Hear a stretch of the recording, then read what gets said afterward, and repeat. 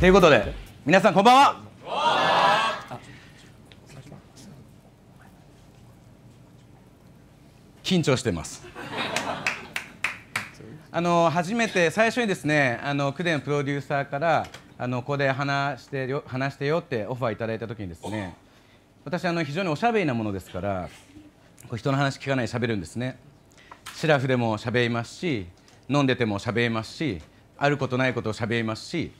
話すの結構得意だなと思って、好きだなと思って、ぜひ話したいですって。何話したいですかって言ったら、自分のストーリーを話してくれって言われるわけです。で急に自分のストーリーになるとですね、なんかこう照れくさいっていうか、なんか照れくさいでもいろいろ考えて、あんなこと話そうこんなこと話そうというふうにして結構準備して来たんですけど、今ここに立った瞬間全部忘れましたでもタイトルでね、さっきちょっと読んでいただいたんですけれども、変なやつをこう認める力っていうような話、要は変なやつって意外と最高だよねっていう結論になるんですけれども、はい、そんな会話をしようと思ってます。はい、ちょっとですね、隣の人ちょっと2人1組になってもらっていいですかはい、ちょっと隣の人とちょっと会釈していただいて、こんにちはっていうふうに、はい、会釈していただいて、クラスとか会社にいた変なやつについてちょっと話してもらいたいんです。あんな変なやついたよね、こんな変なやついたよね、痛いよねとか、ああいうの痛かったよねって、ちょっとそういう会話してもらっていいですか。どうぞ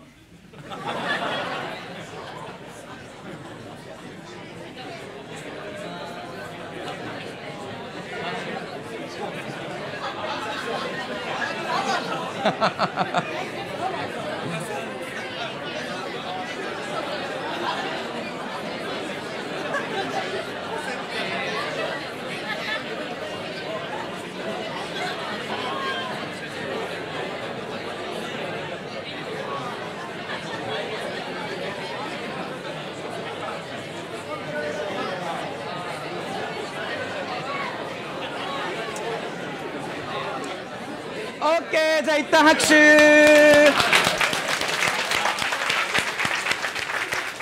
誰か教えてほしいんですね。どんな変な人いました？どんな痛いやつ、誰か教えて。はいはい、河野さんお願いします。自分が一番変なやつだって言われました。あ、それ間違いないです。はい、はい、ありがとうございます。他にどんなやりづらい、はい、どんな変なやついました？クラスで。はい、お願いします。学校の同級生、中学校の時ですね。はい、お姉がいました。もうすでに早くもお姉がいた。それ完全にちょっと、そうですね。はい、ありがとうございます。変ですね、それは。で僕ですね、自己紹介してなかった。今思い出しました。はい、私プログレスっていう会社の社長をやっています。大阪生まれで、そして東京育ちで、18の時に結婚しまして、で19で起業しまして、で24で会社潰しまして、そしてその後借金まみれになりまして、でその借金を何年かかけて返して、また今は不動産の会社を経営しているっていうふうです。でなんで変なやつの話したかったかっていうとですね、こうお話しする機会いただいたときに、僕ね結構子供向けに話したいなと思ったんです。クデの方にも子供向けに話したいって言ったら大人向けに話してくれって言われたんですけど、で分かりましたって言ったんですけど、やっぱり子供向けに話すことに今しました。はいはい、で僕ね、母親がすごく献身なクリスチャンなんですね。はい、毎日家に帰ると聖書を読みなさいっていうような人なんですね。で昨日まで読んだところをめくって、で今日はここからと、はい、ちょっと昨日の復習もしながら、で友達が家に遊びに来ますね。はい、結構もともとこういう感じなので、結構学校でもいたずら小僧なわけです。私としては結構いたずら小僧のくせに友達連れてくるじゃないですか。そうすると母親がお茶菓子とお茶じゃなくて聖書を出してくるんです。みんないつも昼休遊んでくれてありがとうねって、ね、じゃあ座ってって、はい、こっち来てって、ね、はい、聖書っていうで友達ドン引きですよ。まず僕がドン引きですけどなんか戦いっていけないわけです。その宗派では、そのクリスチャンの宗派では戦いは非常にけしからんと。で例えば柔道で、例えば騎馬戦、ね、そういうのはダメ戦いだから争いにつながるから。で柔道の授業があると母が学校に電話するわけです。菊田の母ですと、うちの息子はね戦いをね好みませんのでやらせないでくださいと。みんなね体育館行くわけです、柔道の授業で。私教室に座ってるわけです、一人で。運動会の前になってくると先生に電話するわけですね。先生、うちの息子は戦いは好まないので騎馬戦はやらせられませんと。つきましては騎馬戦の練習、騎馬戦の応援、騎馬戦の本番で、それは一切できませんので先生お願いしますねと。で結構運動会の前って練習するじゃないですか、するわけなんですね。はい、で騎馬戦みんなやってるわけです、5、6年生合同とかで。で私教室の窓辺に座ってみんなが騎馬戦って見てるんですね。はい、結構2時間とかやるんですね、本番前になると。やっぱねぴっちりやらないといけないですから2時間教室に座ってるわけです。はい、すごいねその時は結構平気だったんですけれども、後で考えたら、ね、めちゃめちゃ寂しくて、俺って何が変なんだろうなっていうふうに、ね、すごい思ってました。何かそのことねあんまり外に向かないですね、人間って。なんか俺って何か変なのかなとか悪いのかなとか、なんかそしてねその自分をねなんとかこう変じゃないふうになるべく普通に振る舞おうと思って小学校中学校の時って過ごしてきたような気がします。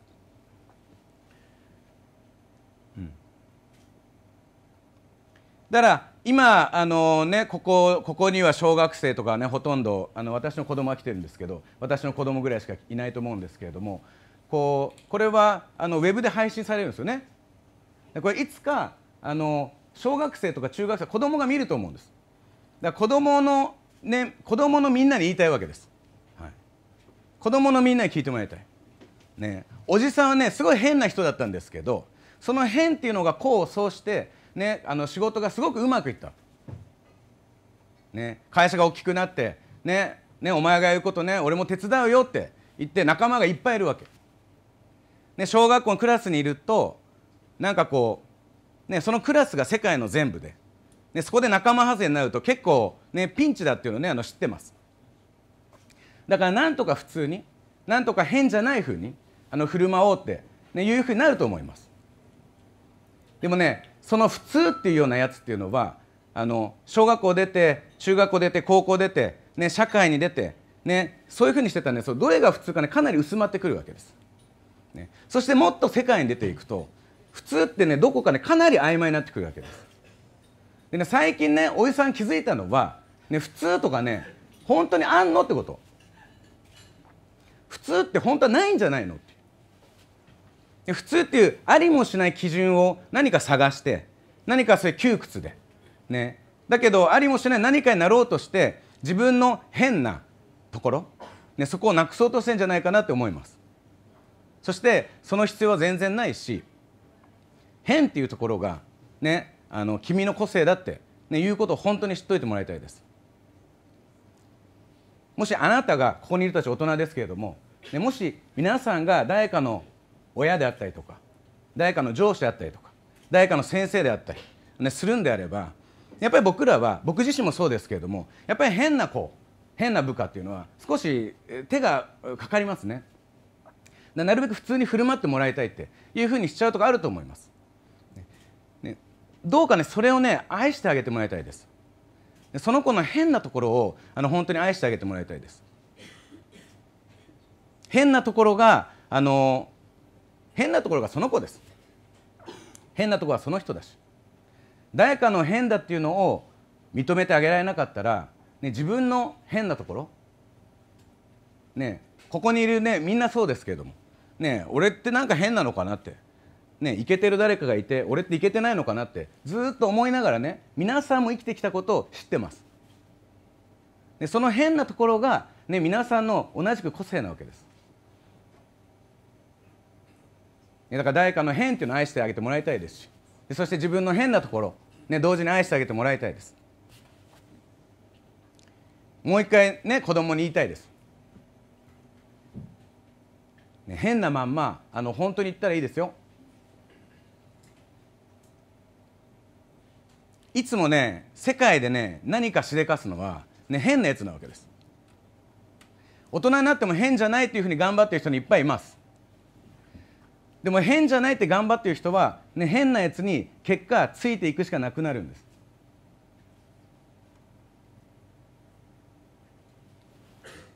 死ぬ時にですね、人生、何年だったか分かんないですけれども、人生振り返る時になるべく普通にやってやったぜと、危なかったら危なかったなるべく普通にやってやったぜと、あんまり嫌われなかったし、やりたいことは全然できなかったけれども、そんなに変だって思われることもなかった。気持ちはずっと悪かったけど、お前はってあんまり怒られなかったし、はあ危なかった、はあっていうふうにね、死にたくないです私は。変なまま貫き通してあるリスクなんてちょっと誰かに嫌われるぐらいなんです。結構嫌われます時々。はい、でもね、すごいね愛してくれる人もいるわけです。もし普通の人だったら、あなたが普通の人だったら、あなたが誰か人は分かんないです。こういう長所があってこういう短所があって、なるほどねっていうふうに分かんないです。普通の人だったらまるっとしすぎて。そしてもしあなたが普通の人でみたいにずっと振る舞ってたとしても、何人かに嫌われるわけです。生きてる間に普通であるってことを理由に嫌われるわけです。今度はあいつ普通じゃないって、あいつちょっと普通すぎて嫌だって、だったら変なまんまねエッジ立ててね生きてってもらいたいんです。そして子どもたちが若い人が、ね、エッジ立てて生きていくっていうことをね、なんか容認する大きさをね持ってもらいたい。大人の皆さん、私ぐらい大きな器を持ってもらいたい。私もね息子娘ねついつい言う時あります。でも今なんていうんですかね、教室でねクラスメートか同級生のなんか騎馬戦とかを見てる少年がいて、なんか寂しくて、なんか自分のことを少しでも責めてたとしたら、みんなだって責めないでしょ。そういう人、そういう子がいて、そうだよお前がちょっといまいちなんだよって言わないですよね。おじさんにもおばさんにもそういう時あったぞって、多分言ってあげると思います。そのまんまで、何の問題もない、人生生きてると時々なんか仲間外れにされたような体験だったり、なんか自分がなんか悪いような、どうにも世の中にイケてる人と、イケてない自分がいて、どうにもそれがひっくり返らないっていうような気分に、なる時がねあるかもしれないです。でも本当にいいのは、あなたが誰かって言ったら、あなたの変なところがあなたっていう証拠なんです。はい、みんな変でそのままでいいっていうことをひたすら言いたくて、今日はお時間いただきました。ご清聴ありがとうございました。